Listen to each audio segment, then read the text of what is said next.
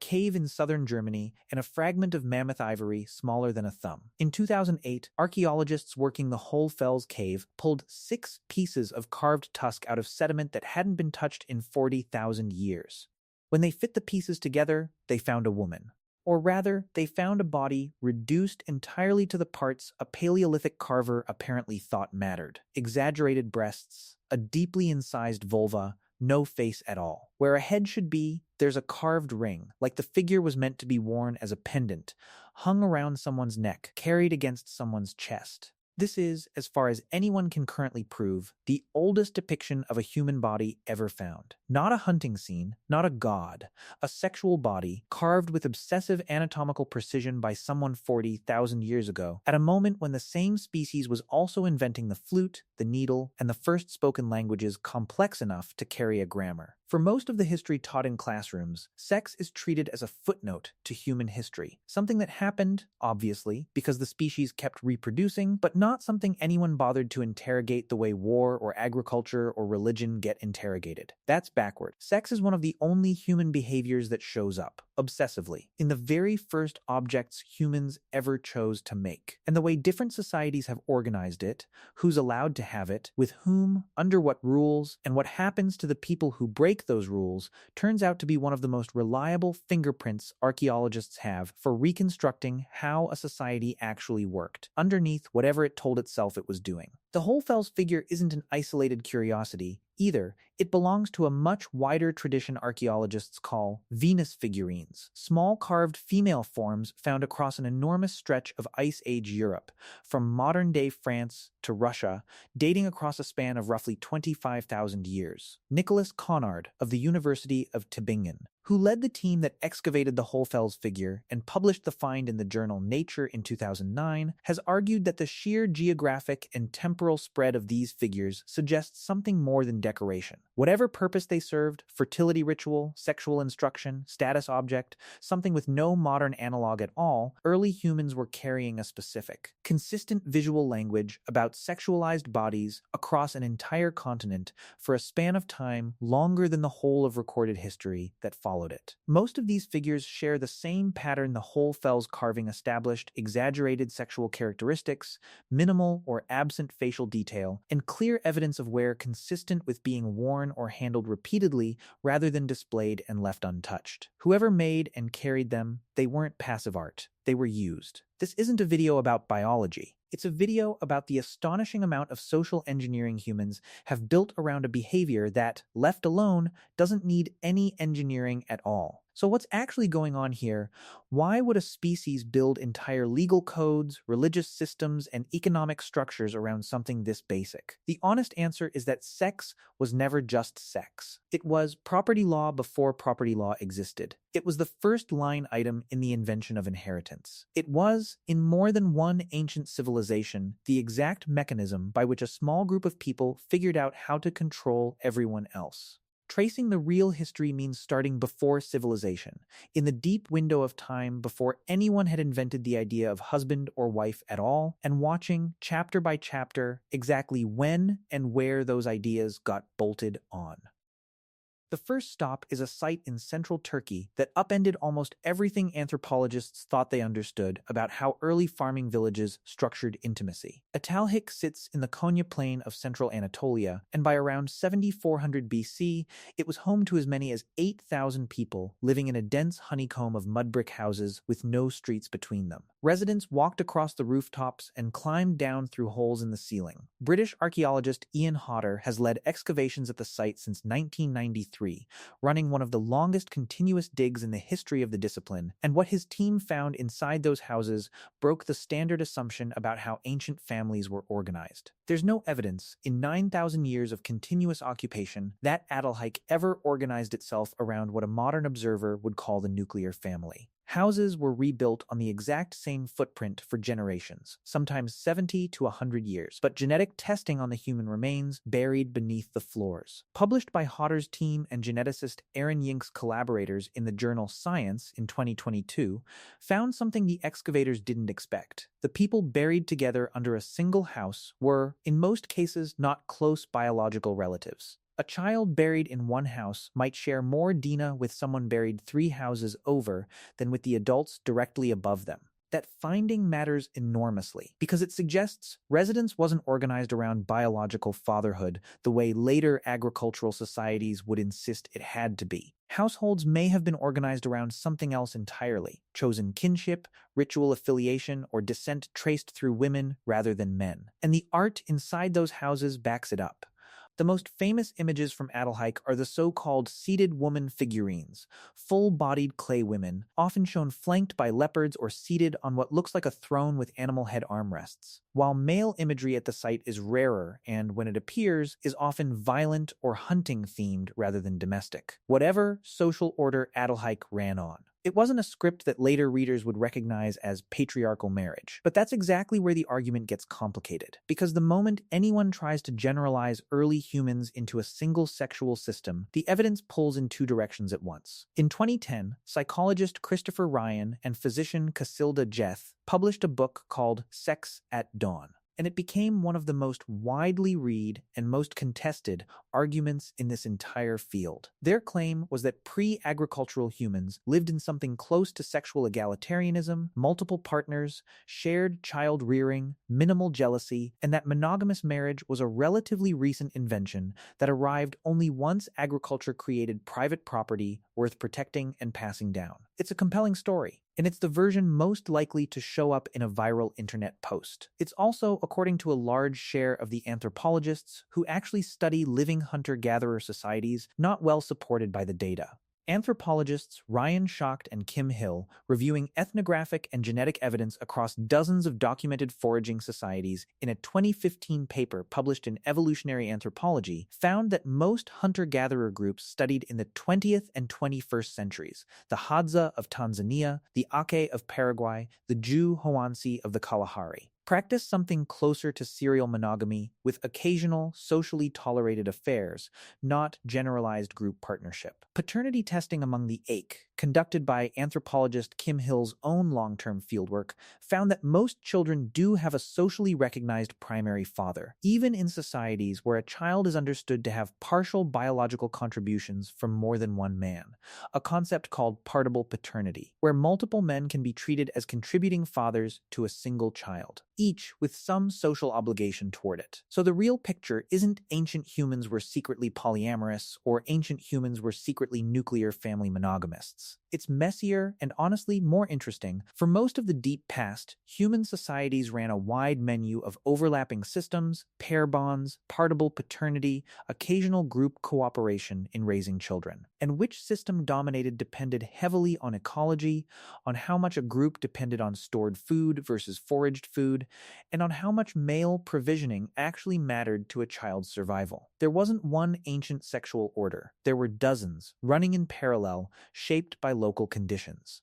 Anthropologist Frank Marlowe, who spent years living among and studying the Hadza of northern Tanzania, one of the last populations on Earth still practicing a largely unmodified foraging lifestyle, published a detailed account of Hadza sexual and marital patterns in his 2010 book, The Hadza, Hunter-Gatherers of Tanzania. Marlowe documented a system that doesn't map cleanly onto either the free love version popularized by Sex at Dawn or the strict monogamy assumed by earlier anthropologists. Hadza couples form recognized pair bonds, live together, and raise children together, but divorce is frequent, remarriage is common, and carries no real stigma. And both men and women initiate separations without needing anyone's permission. Marlowe's data also found that Hadza women rely relatively little on any single male partner's provisioning for their children's survival. Because women's own foraging, primarily gathering tubers, berries, and baobab fruit, supplies a substantial share of a Hadza household's calories independent of what any husband brings in. That economic independence, Marlowe argued, is directly linked to how easily Hadza marriages dissolve and reform. When a woman's survival and her children's survival don't depend heavily on one specific man's continued presence, there's simply less structural pressure holding a pair bond together through conflict, and less social machinery built up around punishing a woman who leaves. Compare that to societies where women's survival depends heavily on a male partner's labor or resources, and the pattern anthropologists find runs the other direction. Tighter marital bonds, stronger social and legal penalties for leaving, and far more anxiety, encoded directly into law and custom, about controlling a woman's sexual behavior specifically, because so much depends on certainty about paternity. That correlation is the thread that connects Hadza flexibility all the way through to the rigid Mesopotamian and Roman systems still ahead in this story. The same variable, ecology and economic dependence, showing up again and again as the real predictor of how tightly a society polices sex, long before anyone gets to religion or morality as an explanation. What there wasn't anywhere in this deep window is strong evidence for the thing that later becomes almost universal: legally enforced female virginity as a condition of marriage, backed by the threat of violence or death. That specific invention has a much more traceable birthplace. Before following that property logic further west into Rome, it's worth asking an obvious question. Did every society that developed surplus wealth and inheritance eventually land in the same place? The answer, it turns out, is no, and the clearest surviving counterexample isn't buried in the ancient past at all. It's still living, high in the mountains of southwestern China near the border of Yunnan and Sichuan provinces. The Mosuo people have maintained, into the 21st century, a kinship system anthropologists frequently describe as one of the last large-scale living examples of a non-patrilineal, non-marriage-based society. Anthropologist Kai Hua, who conducted extended fieldwork among the Mosuo and published his findings in the 2001 book A Society Without Fathers or Husbands, documented what's known locally as the walking marriage system, or TISES. Under this arrangement, a woman remains in her mother's household for her entire life. A man who wants a relationship with her visits her at night and returns to his own mother's household by morning. There is no wedding, no cohabitation, and, critically, no legal concept of a husband at all in the traditional Mosuo kinship structure. Property, the household, and family name all pass down through the female line. Children are raised primarily by their mother and her brothers, not by their biological father, who typically remains a visitor rather than a resident authority figure. What makes the Mosuo case so useful for testing the property control theory is that Mosuo society isn't stateless or without surplus wealth. Households can and do accumulate property, livestock, and status. But because that property passes through women rather than through men, there was never the same structural incentive to police female sexual behavior that drove the Mesopotamian and later European systems. Kaiwa's fieldwork found none of the honor-killing dynamics, virginity requirements, or paternity anxiety-driven legal codes that show up almost universally in patrilineal inheritance systems. The Mosuo case is a genuine outlier in the global ethnographic record specifically because it demonstrates the theory by exception. When inheritance runs through the mother's line instead of the father's, the entire architecture of sexual control that dominates so much of written history simply doesn't get built in the first place, because there's no paternity uncertainty left to solve. A similar pattern shows up, independently, across much of pre-colonial Polynesia. Historian and anthropologist Nico Besnier, drawing on fieldwork across Samoa, Tonga, and the broader Pacific published across several decades of research, has documented widespread pre-contact traditions of gender and sexual flexibility, including the fa'afafine of Samoa, individuals assigned male at birth who are raised and socially recognized in a third gender role, occupying a long-established and non-stigmatized place in Samoan family and village structure. European missionaries arriving in the region across the 18th and 19th centuries consistently recorded, often with open horror in their own journals, sexual practices among Pacific Islander communities that bore no resemblance to European virginity codes, premarital sexual relationships that carried little to no social penalty, and inheritance systems in many island communities that ran through complex bilateral or matrilineal descent rather than the strict patrilineal model colonial administrators assumed was universal. So the deep historical picture isn't one straight line running from sexual freedom to sexual control as civilizations get more complex. It's closer to a fork in the road, and which path a society took tracked, with remarkable consistency, whether wealth and inheritance ran through fathers or through mothers. Mesopotamia and Rome took the patrilineal fork, and built the entire legal apparatus this video has spent the last several minutes documenting. The Mosuo and much of pre-colonial Polynesia took the other fork and built almost none of it, not because they were somehow less developed or less capable of complex property systems, but because their systems simply never generated the specific problem, paternity uncertainty threatening inheritance, that the patrilineal codes existed to solve. Now here's where the story gets genuinely disturbing, because this is the point where sex stops being a private choice and starts becoming a legal category in the tradition that would eventually dominate most of the writing and most of the world that followed. The city of Uruk in what's now southern Iraq was by 3200 BC one of the largest urban settlements on Earth. Tens of thousands of people, monumental temple architecture, and the very first system of writing anyone has found, cuneiform, pressed into wet clay with a reed stylus. Writing, from its earliest surviving examples, was overwhelmingly used for one purpose: accounting. Grain stores, labor rosters, debts, and within a few centuries of writing's invention, it was being used to account for something else: women as transferable property and virginity as a measurable, verifiable, legally significant condition of that property. Historian Gerda Lerner spent decades reconstructing this transition, publishing her findings in a 1986 book, The Creation of Patriarchy. That remains one of the most cited works in the field. Lerner argued, using Mesopotamian legal codes, temple records, and marriage contracts as her primary evidence, that the sexual control of women wasn't a byproduct of early state formation. It was one of the engines that built it. As early Mesopotamian city-states began accumulating surplus grain and needed a reliable way to pass that surplus down to specific heirs rather than letting it get redistributed communally, they needed to be certain which children belonged to which father. That certainty required controlling who a woman had sex with, and when, with a level of surveillance that simply hadn't needed to exist in societies without inheritable surplus wealth. The evidence for how far this went shows up starkly in the Code of Hammurabi,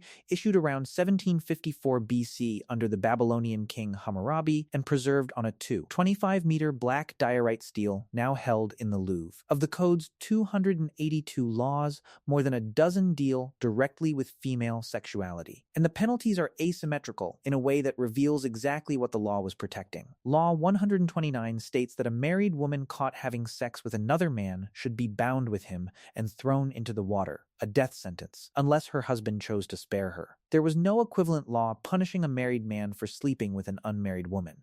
The crime being punished wasn't infidelity as a moral wrong. It was the contamination of a paternity line that a man had a legal claim to. A woman's body, under this system, functioned as something closer to a sealed container for a man's inheritance, and breaking that seal was treated the way theft was treated, because functionally that's what it was categorized as. Virginity before marriage gets the same treatment. Assyrian legal texts from roughly the same period, and later Mosaic law recorded in Deuteronomy, both include provisions requiring proof of a bride's virginity, physical evidence displayed to elders or family, with the penalty for a woman found not to be a virgin often being death by stoning at her father's door. It's worth sitting with the mechanics of that punishment specifically, at the father's door, because the crime wasn't against the woman's future husband alone, it was against her father's household, whose value as a trading partner in marriage had just been damaged. So, what looks, from a distance, like an ancient obsession with female chastity turns out, on closer inspection, to be something colder and more legible, an early and remarkably effective solution to the accounting problem of inheritance in a world that had just invented private, transferable, heritable wealth for the first time in human history. It's worth pausing on how thoroughly this logic saturated daily life, because it wasn't confined to dramatic courtroom penalties. It shaped the most mundane legal paperwork Mesopotamian households produced. Marriage contracts recovered from the city of Nippur and studied extensively by Assyriologist Martha Roth in her 1989 volume Babylonian Marriage Agreements show that a bride's family and groom's family negotiated terms that read almost exactly like modern commercial contracts: a bride price paid by the groom's family, a dowry provided by the bride's family, and explicit financial penalties written into the contract for either party if the marriage was dissolved through infidelity. One contract Roth translated stipulates that if the wife is found with another man, she is to be put to death. If the husband takes a second wife without cause, he owes a specific itemized silver payment. The asymmetry isn't hidden or implied. It's written into the accounting, line by line, the same way a modern lease specifies what happens if a tenant breaks a term early. Sex, in this system, wasn't regulated by vague communal disapproval. It was regulated the way property transfers were regulated, because as far as the legal apparatus of early Mesopotamian city-states was concerned, that's substantially what it was. Before leaving Mesopotamia, it's worth correcting one of the most persistent myths about ancient sexuality, a claim repeated so often in popular history that it's practically taken as established fact. The idea of sacred prostitution, temples supposedly staffed with women required to have sex with strangers as a religious duty to the goddess Ishtar or Inanna. The claim traces back almost entirely to a single passage in the Greek historian Herodotus's Histories, written around 440 BC, describing a supposed Babylonian custom requiring every woman to have sex with a stranger at the temple of Mylitta once in her life before marrying. Assyriologist Stephanie Lynn Boudin spent years directly testing that claim against the actual cuneiform record, publishing her findings in the 2008 book The Myth of Sacred Prostitution in Antiquity. Boudin's conclusion, based on an exhaustive review of Mesopotamian temple records, legal texts, and economic documents, the same kind of granular administrative paperwork that recorded grain stores and marriage contracts, is that there is no reliable primary source evidence from within Mesopotamian culture itself for institutionalized ritual sex as temple worship. Herodotus never visited Babylon during the period he's describing, was writing generations after the fact, and appears to have been repeating second-hand travelers' rumor rather than first-hand observation, a pattern historians have identified elsewhere in his work as well. Boudin's research does confirm that some temple-affiliated women held economically and socially significant roles, including some evidence of women working in professions connected to sex work more broadly, but the specific, widely repeated claim of mandatory religious ritual sex simply doesn't hold up against the actual Mesopotamian textual record once that record is read directly instead of through a 2,000-year game of telephone starting with a Greek tourist's second-hand story. The reason this correction matters for the larger argument isn't just accuracy for its own sake. It's a useful reminder of how easily a society's sexual reputation gets flattened by outside observers looking for something shocking to report home about, the same dynamic, as it happens, that shows up again a few centuries later when European travelers arrive in the Pacific and misread entirely different sexual customs through their own cultural lens. Mesopotamia's actual, documented sexual regulation, the virginity laws, the asymmetric adultery penalties, the itemized marriage contracts, was disturbing enough on its own terms, described in Mesopotamia's own words, without needing an invented temple ritual to make the point. Not every ancient civilization organized sexual morality around gender the way Mesopotamia did, though. And the next stop proves it, because Rome ran on a completely different axis entirely. Rome, across the late Republic and into the early Empire, roughly the 1st century BC through the 1st century CE, had an extraordinarily permissive attitude toward sex between men, and an extraordinarily rigid one toward almost everything else. Classicist Craig Williams, in his 1999 book Roman Homosexuality, laid out the actual organizing principle with a clarity that overturned a lot of earlier, more anachronistic readings of Roman sources. Rome didn't categorize sex by the gender of the participants at all. It categorized sex by penetrative role. A freeborn Roman man could have sex with another man,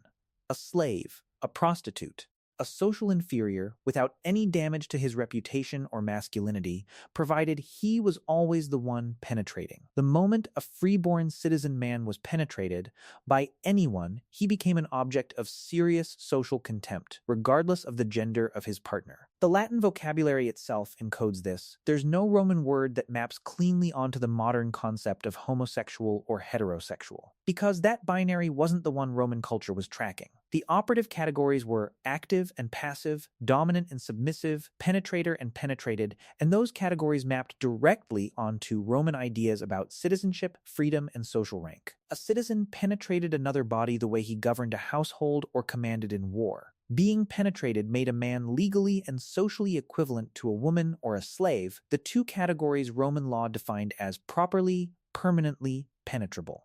The poet Catullus, writing in the 50s BC, threatened two of his male rivals in one of his most famous surviving poems with exactly this kind of sexual violation as a punishment for insulting his masculinity. Not because same-sex contact itself was shameful, but because being on the receiving end of it was, for a citizen, the ultimate social humiliation. Meanwhile, Roman law was almost entirely silent on sex between free women, not because it was celebrated, but because women's sexuality mattered to Roman law chiefly as a mechanism of paternity and inheritance, exactly as it had in Mesopotamia 2,000 years earlier, the same underlying property logic, wearing different cultural clothes. That's the pattern worth sitting with for a moment. Two civilizations, separated by 2,000 years and radically different values. Both arrived at legal systems where a woman's sexual behavior was policed with existential severity, and a man's was policed almost entirely on the axis of status and hierarchy rather than gender. Rome and Mesopotamia weren't asking, is this sex acceptable? They were asking, does this sex threaten the inheritance line, or does it threaten someone's social rank? And building punishment structures around whichever question actually mattered to power in that society. The inheritance logic underneath Roman sexuality becomes even more explicit once the Republic gives way to the early empire. In 18 BC, the Emperor Augustus pushed through a set of laws known collectively as the Lex Julia, aimed directly at reversing what he considered a dangerous decline in upper-class Roman birth rates. The legislation, reconstructed by classicist Suzanne Dixon in her 1992 study The Roman Family, from surviving legal commentary and inscriptions, criminalized adultery by a married woman as a public offense for the first time in Roman law,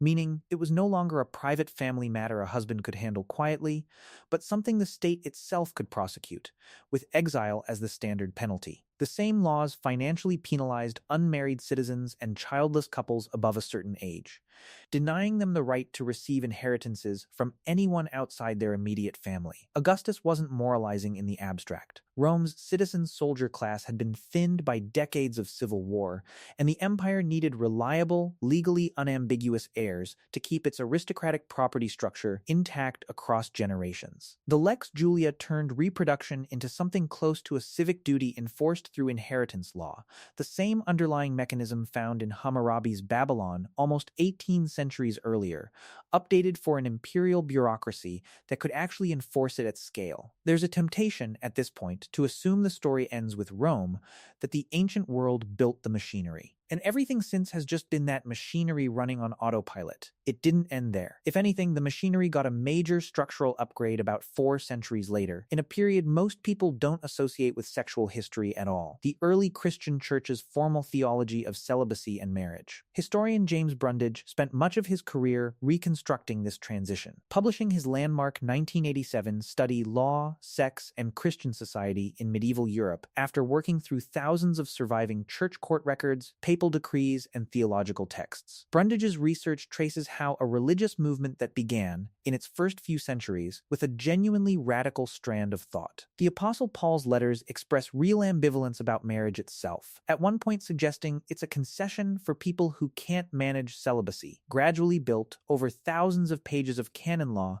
between roughly the 4th and 13th centuries, one of the most detailed and invasive sexual regulatory systems in human history. By the 12th century, canon lawyers working under figures like Gratian, whose Decretum, compiled around 1140 in Bologna, became the foundational textbook of church law across Western Europe, had produced legal categories covering an almost absurd level of specificity, which sexual positions were permissible within marriage, which days of the week and liturgical calendar intercourse was forbidden on, exactly what counted as consummation for a marriage to be legally valid, and an extensive taxonomy of what the church termed unnatural acts, each with its own tier of penance attached. Brundage's research documents penitential handbooks, manuals literally written for priests to use during confession, that assign specific numbers of days of fasting as penance for specific sexual acts, a level of bureaucratic granularity that echoes, with an almost eerie structural similarity, the itemized silver penalties in those Mesopotamian marriage contracts nearly 3,000 years earlier. Different civilization, different theology, same underlying instinct, reduce sexual behavior to a countable, punishable, administratively trackable offense.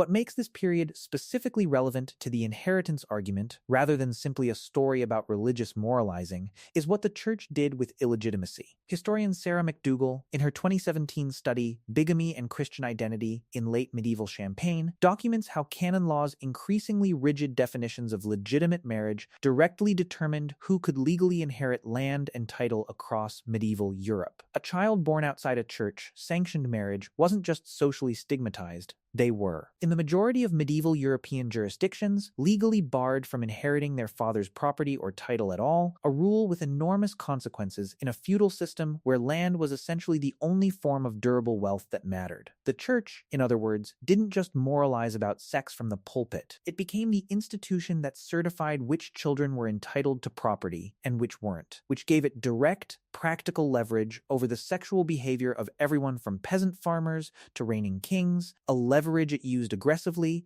and which shaped European inheritance law for the better part of 1,000 years afterward. What's easy to miss, looking at this only from the top down through kings and land titles, is how deep into ordinary life this system actually reached. Brundage's research into parish-level confessional practice shows that the penitential system wasn't reserved for the aristocracy fighting over estates. It applied, at least in theory, to every baptized Christian, meaning a peasant farmer confessing to a village priest was, in principle, subject to the exact same detailed sexual taxonomy as a duke negotiating a dynastic marriage. That universality is precisely what made the system so effective as a mechanism of control. It didn't just police the sexual behavior of people with property to protect. It trained an entire continent across every social class to treat sex as something inherently in need of external, institutional supervision, a habit of mind that would long outlast the specific penitential handbooks that first codified it, echoing forward through European law and custom for centuries after the church's direct legal authority over marriage eventually receded. There's one more piece of this puzzle that rarely makes it into the popular version of ancient history, and it's arguably the most surprising. Ancient societies weren't nearly as helpless about the biological consequences of sex as most people assume. Pliny the Elder, writing his natural history around 77 C, recorded that a plant called silphium, grown almost exclusively on a narrow strip of North African coastline near the Greek colony of Cyrene in modern Libya, was so effective as a contraceptive and abortifacient that it had become one of the most economically valuable plants in the ancient Mediterranean. Cyrenian coins from as early as the 6th century BC feature an image of the silphium plant stamped directly onto the currency, which is a fairly unambiguous signal of how central it was to the local economy. Ancient sources describe demand for it stretching from Rome to the Ptolemaic court in Egypt. And by sometime in the 1st century C, according to Pliny, it had gone extinct, over-harvested into non-existence, the exact botanical identity of the plant lost well enough that modern researchers still argue over which surviving species, if any, it's related to. The physician Soranus of Ephesus, practicing in Rome in the early 2nd century C, wrote a text called Gynecology that survives today and reads in places like an actual clinical manual. Soranus described specific methods women could use to avoid pregnancy, including timing intercourse around what he understood, with partial and imperfect accuracy, to be a woman's fertile window, along with a range of vaginal suppositories made from ingredients like pomegranate rind. Described specifically because ancient physicians had observed that pomegranate has genuine spermicidal properties, something modern lab analysis has since partially confirmed. Soranus is also notable for explicitly separating contraception from abortion and for advising, in his own words, against methods that might harm the woman using them, arguing physicians should recommend prevention of conception, not just termination of pregnancy, specifically because prevention carried less medical risk. That's a strikingly modern harm reduction framework embedded in a 2,000-year-old medical text. Silphium wasn't an isolated case, either. It was part of a much broader ancient pharmacological tradition around fertility control that predates even Cyrene by well over 1,000 years. The Ebers Papyrus, an Egyptian medical text dated to around 1550 BCE and now held in the University of Leipzig library, includes a recipe for a contraceptive pessary made from crushed acacia leaves mixed with dates and honey, applied before intercourse. Modern chemical analysis cites cited in a widely referenced 1994 review by historian of medicine John Riddle in his book Contraception and Abortion from the Ancient World to the Renaissance, found that acacia gum ferments into lactic acid, a compound still used as a spermicidal agent in some contraceptive gels today. Riddle's broader argument, built from close reading of Greek, Roman, and Egyptian medical texts across roughly 2,000 years, is that ancient and medieval women had access to a working pharmacological toolkit for fertility control that later generations of historians simply failed to recognize. Because they weren't reading those texts as medicine, they were reading them as folklore and dismissing them accordingly. The scale of the silphium trade specifically is what makes its extinction such a striking data point. Historian and classicist Andrew Dalby, in his research on ancient Mediterranean trade networks, notes that silphium became so central to the Cyrenian economy that the plant's image appears not just on coinage, but on official government seals. And Roman satirist and poet Catullus references it directly in one of his poems as a byword for something precious and hard to obtain. By the time of the Roman Emperor Nero, in the mid-1st century CE, Pliny the Elder records that the very last known stalk of silphium found in the wild was presented to the emperor as a curiosity, evidence of just how thoroughly demand had outstripped supply for a plant that, as far as ancient sources can tell, never grew successfully anywhere else despite repeated attempts at cultivation. None of this means ancient contraception was reliable by modern standards. Maternal mortality from pregnancy and childbirth remained catastrophically high across the ancient world. And there's no serious argument that Roman-era birth control matched anything close to modern efficacy. But the myth that ancient people simply had no concept of separating sex from reproduction and just endured whatever biology handed them doesn't survive contact with the actual sources. They were trying, sometimes with real botanical sophistication, to control fertility on their own terms. Right up until the exact same civilizations that were writing legal codes to control women's fertility through marriage law were also, separately, developing plant-based technology to help women control it themselves. And that tension is the real turn in this story. Not a shift from light to dark, but a reversal of which direction the causation actually runs. The intuitive assumption, the one most people carry around without ever examining it, is that agriculture and settled civilization came first, and sexual control of women followed naturally afterward, a side effect of building more complex societies,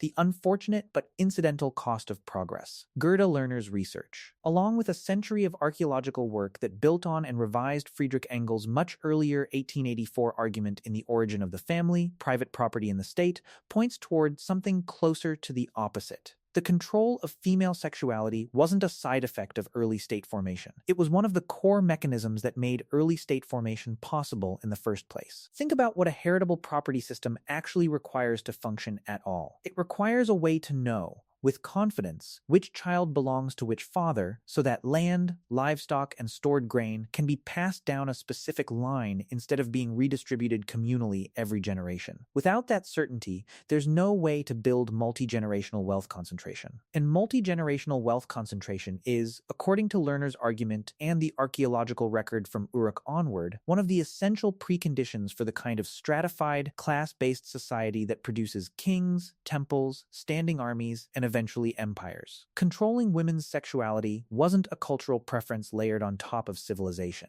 It may have been closer to load-bearing infrastructure, one of the actual mechanisms that allowed surplus wealth to calcify into permanent, inheritable, class-based power for the very first time in the human story. That reframes everything that came before it in this video. Çatalhöyük's loose, non-nuclear households weren't a primitive stage humanity simply hadn't outgrown yet. They were a genuinely different, genuinely viable way of organizing intimacy, one that worked for thousands of years, right up until surplus wealth gave a smaller group of people a reason to replace it with something more controllable. Mesopotamia's virginity laws weren't a moral system that happened to also serve property interests. The property interest may have come first, and the moral system was built afterward to make the arrangement feel natural, inevitable, even sacred, codified into religious law within a few centuries of Hammurabi's stele, and from there exported, in one form or another, into most of the legal and religious systems that still shape sexual morality today. It's worth being honest about the limits of the evidence here. The deep past resists certainty, and reconstructing intention from 4,000-year-old legal fragments always involves some interpretive leap. Not every scholar in this field accepts Lerner's causal ordering exactly as she framed it, and the debate over how much of ancient sexual regulation was driven by property logic versus religious belief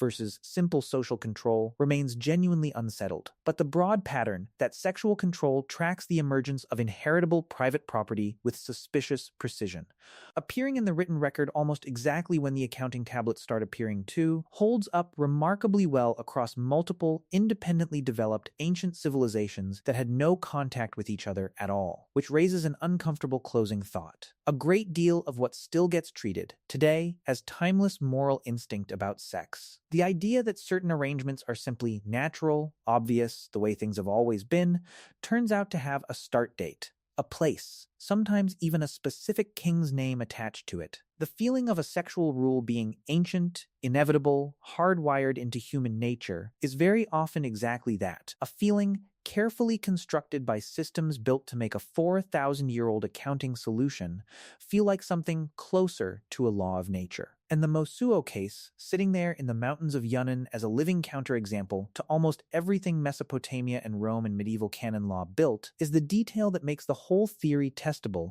rather than just plausible. If sexual control were really a biological or psychological inevitability, something built into human nature rather than into specific economic arrangements, there would be no clean exception to it anywhere in the historical or ethnographic record. There'd be no matrilineal Mosuo households running property through mothers for centuries without ever developing a virginity code. There'd be no pre-contact Polynesian communities recording premarital sexual freedom with no honor-based punishment attached to it. The fact that these exceptions exist, and that they cluster so precisely around societies where inheritance simply didn't run through fathers, is what turns Lerner's argument from an interesting historical narrative into something closer to a testable claim about cause and effect, one that's held up, so far, everywhere researchers have thought to check it. None of which means the ancient world got everything backward, or that every rule with an economic origin is therefore illegitimate, or that modern relationships should be reverse-engineered from Bronze Age property law. That's not the claim. The claim is narrower, and arguably stranger, an enormous share of what still feels today like deep moral instinct about sex. Instincts most people have never once questioned, because questioning them feels almost unnatural, turns out to be traceable, chapter by chapter, place by place, to specific administrative problems that specific societies solved in specific ways at specific moments